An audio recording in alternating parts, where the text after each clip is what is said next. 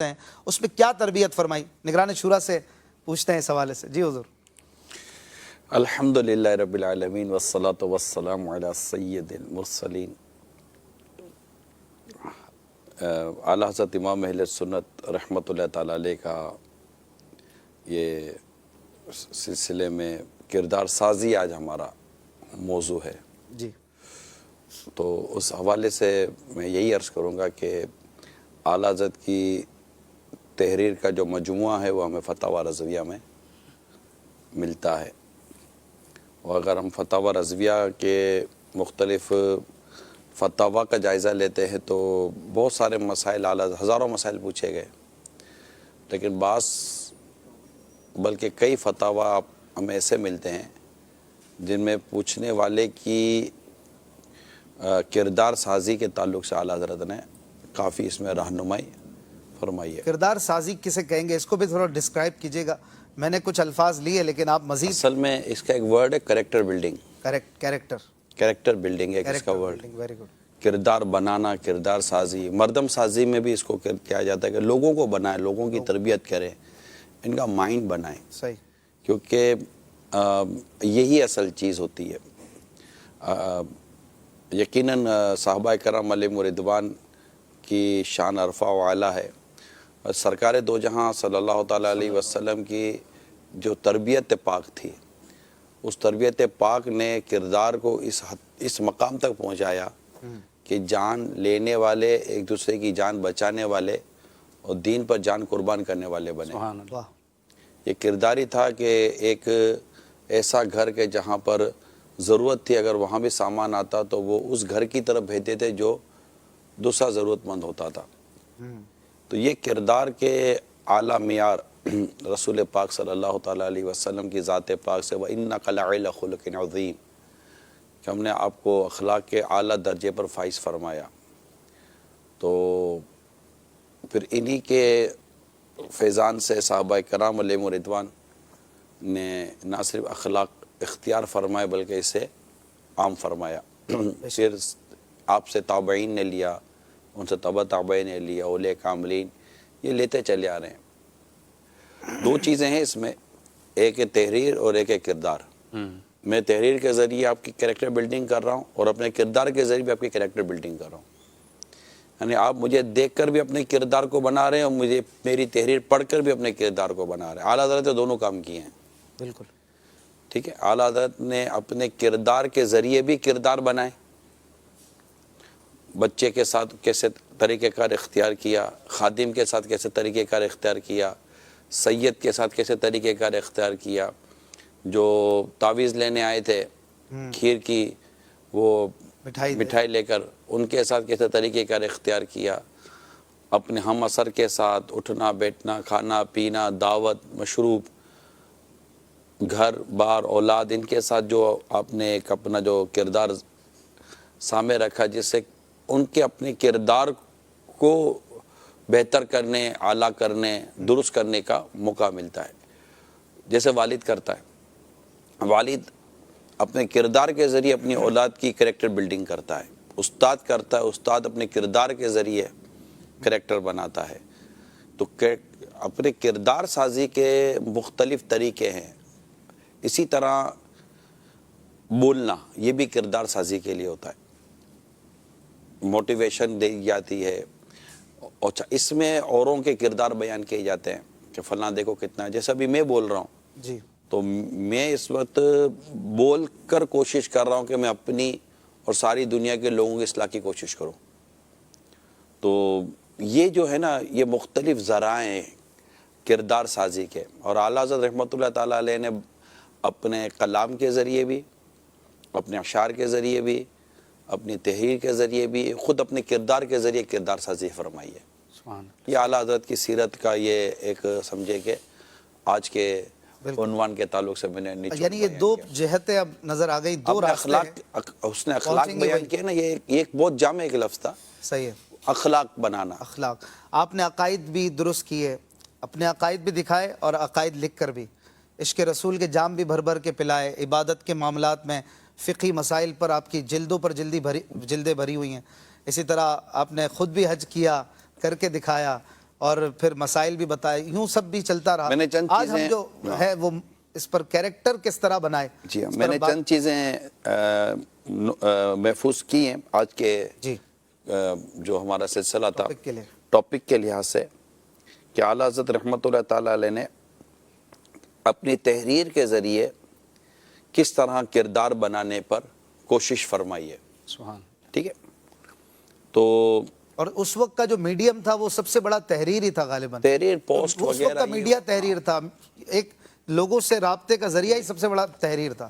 تحریر بھی تھا, تقریر بھی تھی, اور مگر اعلیٰ حضرت نے بیانات اور تقریر کو کم وقت دیا, تحریر کو زیادہ وقت دیا, کیونکہ تحریر باقی رہتی ہے. اعلیٰ حضرت عقل مند تھے, صحیح, لیکن اس وقت تقریر اس طرح کا میڈیم نہیں تھا نا کہ بہت بڑے لیول پہ سنی جا وہ سکے. الگ بات ہے. تحریر جو ہے وہ پھیل جاتی تھی, اس کی تحریر کی صفائی افادیت ہوتی اپنی تھی. جگہ پر ہے, جی. اور اس وقت بھی تھی اور آج بھی ہے. آج بہت زیادہ ہو گئی ہے تقریر کی وہ.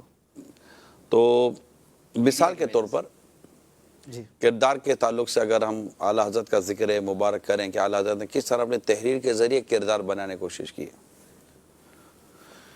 تو ایک بڑا ہی ایمان افروز اعلیٰ حضرت کا میں آپ کے سامنے بیان کرنے جا رہا ہوں. واقعی ایمان افروز, سبحان اللہ. واہ, اور یوں سمجھیے کہ ذہنوں کو پاکیزہ کیسے کرتے تھے اعلیٰ حضرت, سوچوں کو کس طرح آپ کی چیزیں, آپ کی تحریر پاکیزگی دیتی تھی. ماشاء اللہ. مگر ڈیفینیٹ ہے وہی کہ بارش برستی ہے, زمین میں ایبزارب ہونا چاہیے, زمین پیے گی پانی تو کچھ اگائے گی. تو میں آپ کے سامنے اعلیٰ حضرت سے ایک سوال ہوا, کہیں کہ تھوڑا سا لفظوں کی آسانی کا میں کوشش کروں گا, لحاظ رکھ سکوں. تو اعلیٰ حضرت سوال ہوا کہ امام صاحب ویسے تو نماز مغرب میں تاخیر کرتے ہیں, لیکن جب ان کے پیر صاحب آئے تو وقتاً نماز پڑھی اور رکوع و سجود میں تسبیحات بھی پڑھی, یعنی تھوڑی طویل کی. یہ تو ریاکاری ہو گئی. اب یار جیسے میں اپنے پاس, بھائی بڑے آئے تو کرو گے نا, دکھاوا. سوال یہ کسی نے اعلیٰ حضرت کے سامنے مسئلہ رکھا. اس کے جواب میں میرے آقا اعلیٰ حضرت امام اہل سنت رحمۃ اللہ تعالی علیہ نے امام صاحب کے عمل کا اچھا پہلو بیان فرمایا, اور یہ بھی بتایا کہ مسلمان کے عمل کو اچھے پہلو پر رکھنا چاہیے, اچھی سوچ پر رکھنا چاہیے, اور یہ لازم قرار دیا کہ یہ کرنا لازم ہے, اور ساتھ بدگمانی کی حرمت بھی بیان فرمائی. اب کیا ہوا یہ سنیے. اسی طرح ایک اور مقام پر ارشاد فرمایا, مسلمان کے کلام کو بھی اچھے وہ اس پر رکھنا چاہیے, اچھی سوچ پر, اچھے خیال پر رکھنا چاہیے کہ یار اس نے کہا ہے تو صحیح, مطلب ایک درست معنی ہوگا اس کا. لکھتے ہیں اذان مغرب میں بلا وجہ شرعی تاخیر خلاف سنت ہے. پیر صاحب کے سامنے جلد دلوانا ریا پر کیوں سوچا جائے کہ یہ ریاکاری تھی, بلکہ پیر کے خوف یا لحاظ سے اس خلاف سنت کا ترک اس نے کر لیا ہوگا, تو یہ تو پیر کا فیض ہو گیا. پیر کے سامنے رکوع اور سجود میں دیر بھی خواہ نہ خواہ اس کو بھی ریاکاری اور مکاری سے کیوں آپ بیان کرتے ہو, کہ اس کی بھی کوئی دلیل, یہ دلیل تو نہیں ہے, بلکہ اس کے موجود ہونے سے تاثیر بھی ممکن, یعنی پیر کی صحبت کا اثر تھا کہ اس کی ایک روحانیت جیسے بڑھ گئے اور اس نے اپنی تسبیحات اور اس طرح چیزوں میں اضافہ کر دیا ہوگا. کیا بات, واہ. ٹھیک ہے, صحیح ہے. میں تاثر سے یہ سمجھا, تاثر پیر کی آمد کا تاثر وہ روحانی لکھا ہوا ہے. فیض. ہاں, اور مسلمان کا فعل حتی الامکان حسن ظن پر ہی رکھنا چاہیے, اچھے گمان پر رکھنا چاہیے. واجب یعنی اچھے گمان پر رکھنا واجب ہے, اور بدگمانی ریا سے کم کچھ حرام نہیں. ہے کیا بات کی, زبردست. یعنی اگر کوئی کہنے لگے یار یہ ریاکاری کر رہا ہے, جی تو تم تو بدگمانی کر رہے ہو, تو بدگمانی بھی ریا سے کم حرام تو نہیں. اچھا اب وہ ریاکاری کر رہا یا نہیں کر رہا, یہ تو اس کے دل, یہ تو رب اور اس کا معاملہ ہو گیا. صحیح بات. اور جو تم جو بدگمانی کے حرام میں پڑ گئے, اس کا کیا؟ یہ پیر صاحب کی وجہ سے کیا تھا. زبردست. ہاں, اب یہ ہے اعلیٰ حضرت, یہ ہے اعلیٰ حضرت کا کردار سازی کا ایک انداز، ایک مصلح قوم کا انداز تھا۔ اعلیٰ حضرت مصلح امت ہے، مصلح امت ہے، واہ، ٹھیک ہے، اصلاح فرماتے ہیں، انداز ہمارے سامنے آیا۔ مگر اعلیٰ حضرت بہت بڑے فقی ہیں، مفتی ہیں۔ اب مسئلے کی اتنی خوبصورتی کے ساتھ وضاحت فرمائی، آگے سنیے۔ اعلیٰ حضرت لکھتے ہیں ہاں اگر رکوع اور سجود میں اتنی دیر لگاتا ہو کہ سنت سے زائد اور مقتدیوں پر گراں یعنی کہ تکلیف میں آتا ہو تو ضرور گناہ گار ہے۔ اب شرعی مسئلہ بتا، اب شرعی مسئلہ، وہ بھی شرعی مسئلہ تھا، ریاکاری اور حرام، جی جی، وہ بھی شرعی وہ مسئلہ کردار تھا، سازی تھی وہ خاص۔ مطلب یہی میں عرض کرنا چاہ رہا تھا۔ یہ فتاوی رضویہ جلد 5 صفحہ نمبر 324 سبحان اللہ، سبحان پر اعلیٰ حضرت کا یہ ایک فتویٰ کا یوں سمجھیے کہ میں نے تھوڑا سا خلاصہ کر کے بیان کیا۔ اب تھوڑا سا آگے بڑھتے ہیں، اب فتاوی رضویہ جلد 22 صفحہ نمبر 517 کی طرف ہم جاتے ہیں۔ میں نے ابھی جو بیان کی یہ فتاوی رضویہ جلد 5 سے میں نے لیا۔ اب فتاوی رضویہ جلد 22 کی طرف اسی عنوان کو میں کنٹینیو کرتا ہوں۔ ایک جگہ لکھتے ہیں اولیاء کی شان تو ارفع یعنی بلند ہے، جی، ہر مسلمان سنی کے کلام میں تا حد امکان تعویل لازم، یعنی اولیاء کرام کا مقام تو بڑا اعلیٰ ہے، عام مسلمان کے بھی معاملے میں کہ اس کے لیے اچھے پہلو کی طرف جائے، تعویل نکالے کہ نہیں یار اس کا معاملہ یہ نہیں ہو، اچھا ہوگا۔ امام علامہ عارف باللہ عبد الغنی نابلسی رحمۃ اللہ تعالی علیہ کے حوالے سے لکھتے ہیں، پھر امام نووی علیہ رحمہ کے حوالے سے بیان فرماتے ہیں اعلیٰ حضرت کہ فرمایا طالب پر واجب ہے کہ اپنے بھائیوں کے کلام کو اچھے گمان پر رکھے۔ طالب کون؟ طالب لکھے جیسے بھی جو بھی شریعت کی راہ طالب لکھ لیں آپ، یا ہو سکتا ہے مرید کو لکھتا ہو، استاد کو شاگرد کے بارے میں ہو، راہ سلوک کی طرف ہو، یا کسی بھی یا راہ جو بھی طلب معرفت کا طالب ہے، آخرت کا طالب ہے، کچھ بھی سے مراد ہو سکتی ہے اعلیٰ حضرت کی۔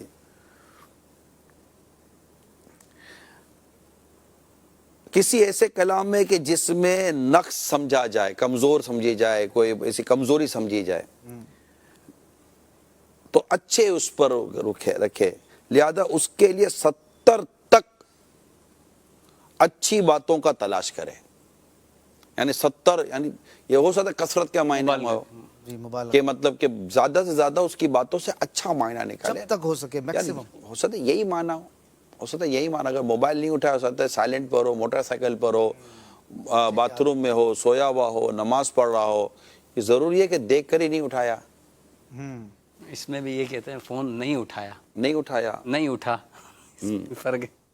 پھر ارشاد فرمایا کہ اب اعلیٰ حضرت کی ایک اور خوبصورت عبارت میں بیان کرنے جا رہا ہوں، بہت خوبصورت عبارت ہے، اسی کے ساتھ چل رہی ہے، اتنی خوبصورت عبارت ہے حاجی اشفاق فرماتے ہیں، جو بھی اوپر اعلیٰ حضرت نے جو وضاحت کی نا، اچھا گمان، اچھے پہلو کی تلاش، 70 تک جائے کہ اپنے بھائی کے بارے میں اچھا گمان رکھے، اچھے پہلو تلاش کرے، یہ ساری اعلیٰ حضرت نے ایک خصوصیت بتائی، کردار سازی ہے، بہت بڑی کردار سازی ہے یہ، اس سے انسان حسد سے بچتا ہے، بدگمانی سے بچتا ہے، احساس کمتری سے بچتا ہے، بلکہ میں کہوں کہ اس طرح کی سوچ والا شخص زندگی کے کئی پہلوؤں میں، کئی شعبوں میں ترقی کرتا ہے۔ انسان کی ناکامی کی ایک وجہ اس کی سوچ کی گندگی بھی ہوتی ہے، صحیح بات، جس پر وہ مطلع نہیں ہوتا حاجی اشفاق، اس پر وہ مطلع نہیں ہوتا کہ میں جو پیچھے رہ گیا نا، یہ میرے سوچ کی گندگی یا میرے سوچ کی پلیدگی ہے، یا میرے سوچ کی کم ظرفی ہے، مطلب انسان کا ظرف بھی تو ہوتا ہے نا، ظرف بالکل، مطلب لوگوں کے ساتھ اچھا گمان کرنا ہے نا، خود اس کو ترقی کی طرف لے کے جاتا ہے،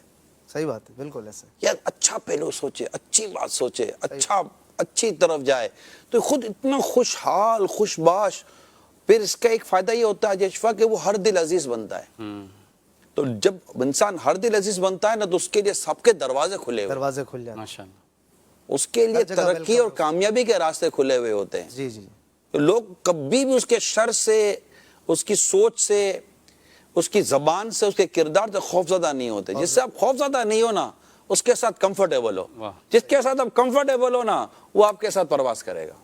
اب آدمی ایئر لائن بھی ایسی ڈھونڈتا ہے جس میں آدمی کمفرٹیبل ہو، ٹھیک ہے، سیٹ بھی وہی، بس میں بھی وہی سیٹ دیکھتا ہے یار جو تھوڑی بہت آرام دے، زیادہ کٹی پھٹی میں بھی مزہ نہیں آتا نا، لوگ بھی ہوتے ہیں کٹے، ہاں۔ تو اب اعلیٰ حضرت نے علیہ رحمٰن نے جو یہ ساری خوبصورت سوچ بیان کی نا، اس کے بعد ایک بڑی خوبصورت عبارت اعلیٰ حضرت فرماتے ہیں پھر ارشاد فرمایا کہ اس عاجز نے پھر ارشاد فرمایا اس سے عاجز نہیں، یعنی اس سوچ سے عاجز نہیں ہوتا مگر ہر ایسا شخص جس کو کم توفیق عنایت کی گئی. یعنی یہ جو خوبصورت سوچ ہے نا، محروم کا اس سے وہی شخص محروم رہتا ہے جس کو جو توفیق سے محروم ہے. زبردست بات. یہ ہے کردار. یہ کردار بندے کے سکون کا نسخہ دے دیا. سکون پانا ہے. میں نے پہلا یوں سمجھیے کہ میرے پاس اور بھی میٹر ہے. میں نے پہلا آپ کے سامنے ٹاپک یہی لیا کیونکہ یہ ہماری سوسائٹی کو بہت ریلیٹڈ ہے. یہ ہماری سوسائٹی سے آج بھی بہت ریلیونٹ ہے یہ ٹاپک کہ ہم ہر معاملے میں نیگیٹو سوچنے کے، بدگمانیوں کے، اچھا بھی بدگمانیوں کے اظہار کے، اور اظہار کا بھی ہمارا ایسا مطلب کہ منافقانہ رویہ ہوتا ہے کہ ظاہر کر رہے ہوتے ہیں کہ میں برائی نہیں کر رہا، اور برائی اتنی کر دی ہوتی ہے کہ اس سے زیادہ برائی کرے گا کیا. یہ صحیح بات. یار چھوڑو یار، ابھی ہم کو تو بتایا یار نہیں بولنا، یار بولوں گا تو پھر غیبت ہو جائے گی. بس یار چھوڑو یار، میں نے تو بس کان پکڑ لیا یار بس، اور اب نہیں زیادہ نہیں بولوا یار، پھر غلطی ہو جائے گی. اب تم نے مطلب چھوڑا گیا یار.